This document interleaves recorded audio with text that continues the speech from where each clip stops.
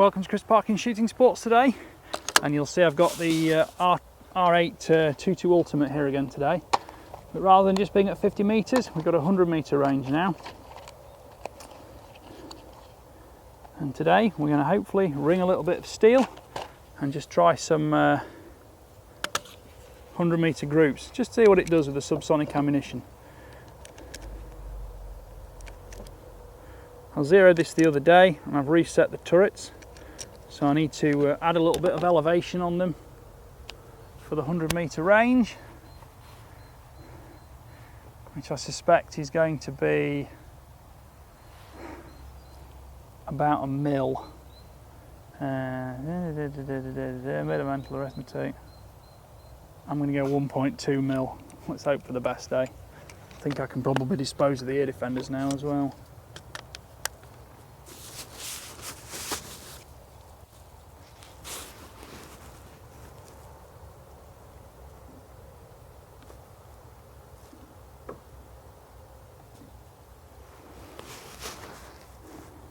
Shall we go for the first shot on the gong? Bit of a guesstimate. 1.2 mils up.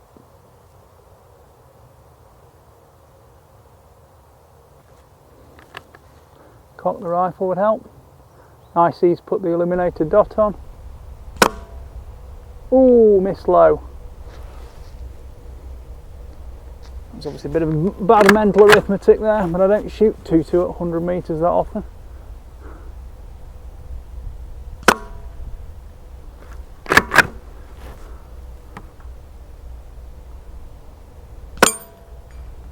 And there we go.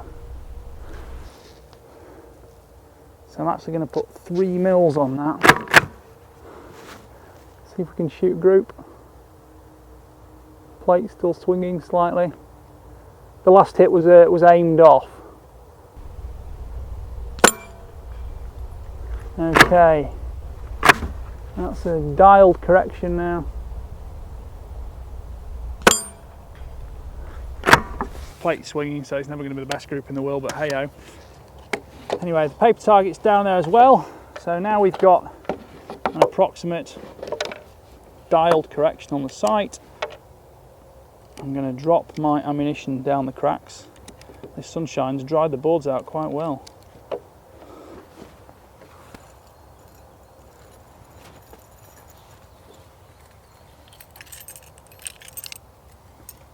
In fact, I can't believe how much these have dried out.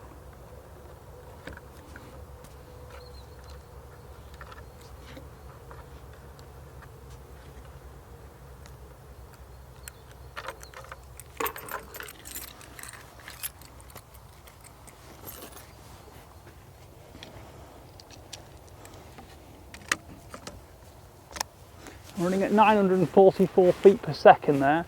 I've got 3 mils dialed on from a 50 metre zero. I'm going to start on the top left target. Judging by the strike on the steel, these are going to group slightly low, slightly left.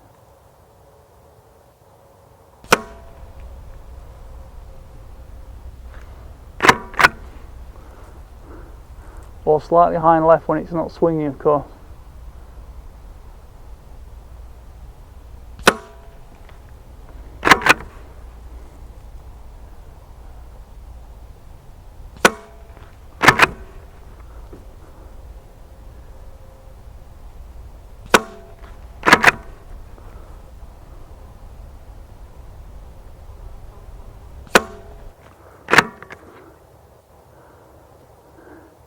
Well, I wouldn't say that was the smallest group I've ever shot at 100 metres.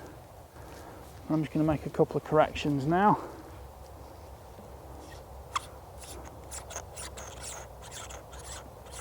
I've got to familiarise myself with the turrets on this because they go the opposite. Well, they're not just the direction of the turrets, it's the side they're on the thing, on the tube. I'm going to go 3 clicks right. So that's 3 centimetres at 100 metres.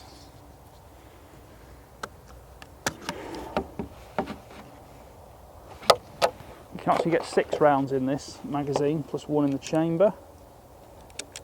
but I'm just going to go for 5, and I'm not going to drop one of these down the gap in the boards.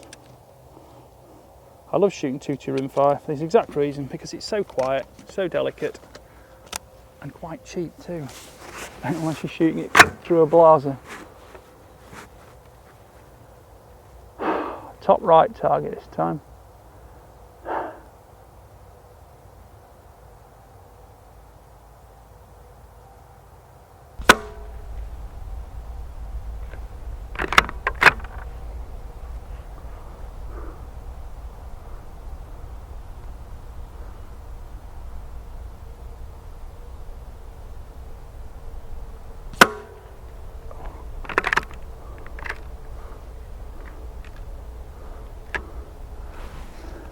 I'm trying to finesse the bolt and it's just not working for me.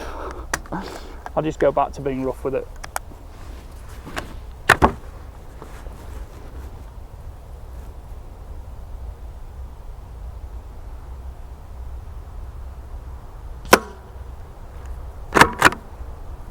As you can see, all you have to do is just be straight and positive and it works fine.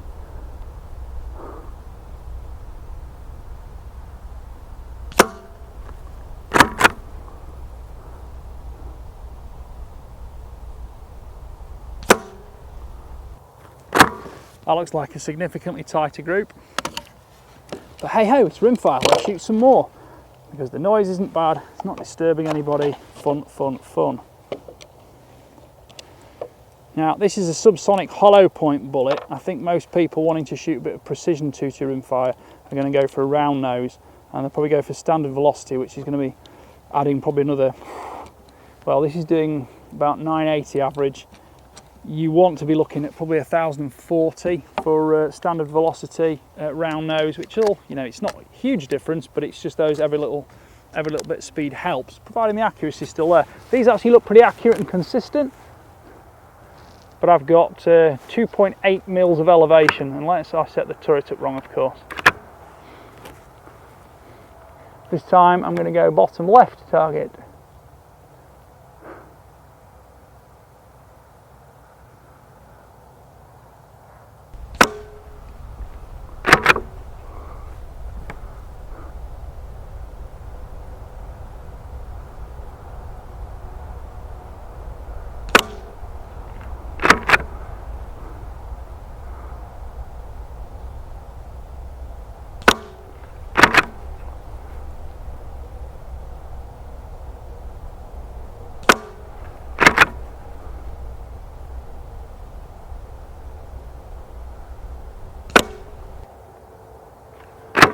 You'll notice the difference in the way this gun handles to that Remington I've just been shooting with the Macmillan, with the butt hook on it. With the butt hook on your hand wedged here, you can clamp it harder onto your shoulder, which especially on a Blaser where you've got purely linear motion on it, locking it and unlocking it.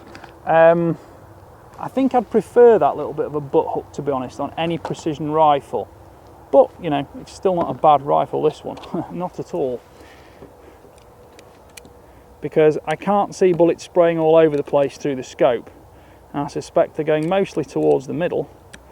And this is these are dirty bird targets that Hannums have supplied me with, which means I can, you know, you get a black target and they blow out white when the bullet hits them. Shoot one last group just for fun. Velocities are up and down a bit. That last round was 948 feet per second. The group looks like it's drifted a little low and right, and there's no significant change in the wind, which is very low today. Temperatures dropped maybe a couple of degrees. It started out 16 degrees earlier.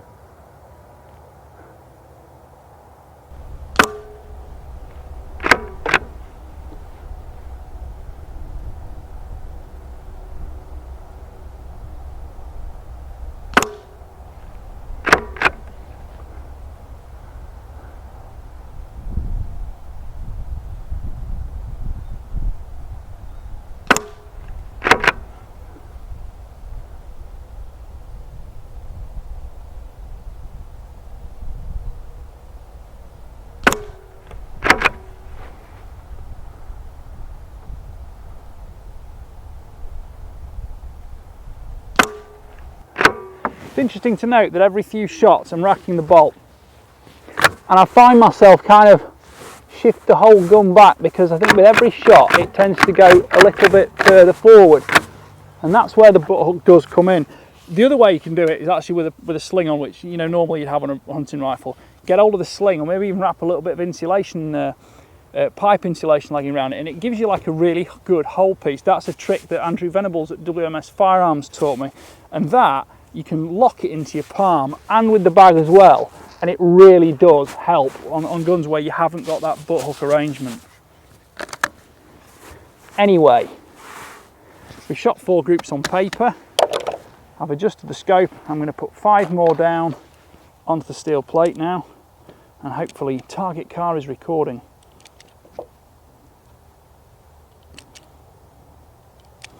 And I shall be packing up, going home, and having a lovely cup of tea. Centre bullet mark. And you see that is because I've got wax from the bullets all over my fingers, and I've just clonked myself in the eye. So again, let's not blame the rifle for that one.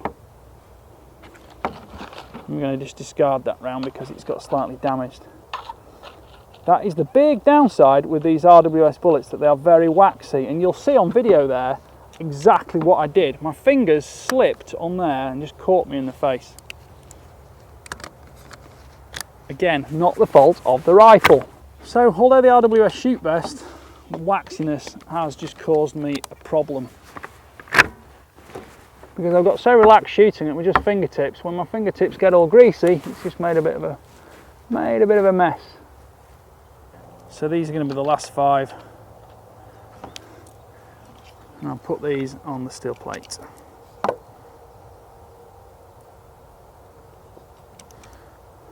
It's the only thing I don't like about 2-2 rimfire. Some of them, and it's always the one you need to shoot because it's the one that shoots best through the particular rifle, and the waxy,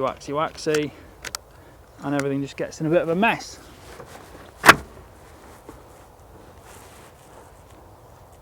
So 5 rounds on the steel plate, aiming centre.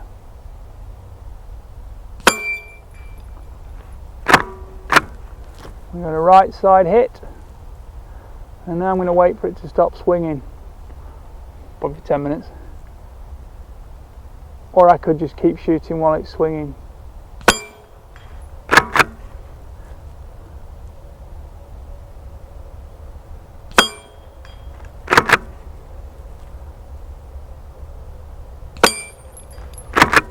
I'm timing the shot so it goes when the plate's swung away.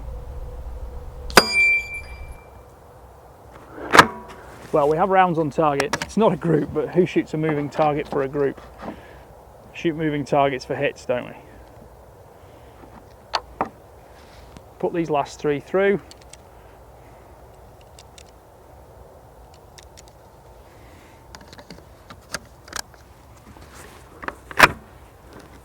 Quite a bit of velocity variation. That last shot that went very high, it actually hit 1,003 feet per second.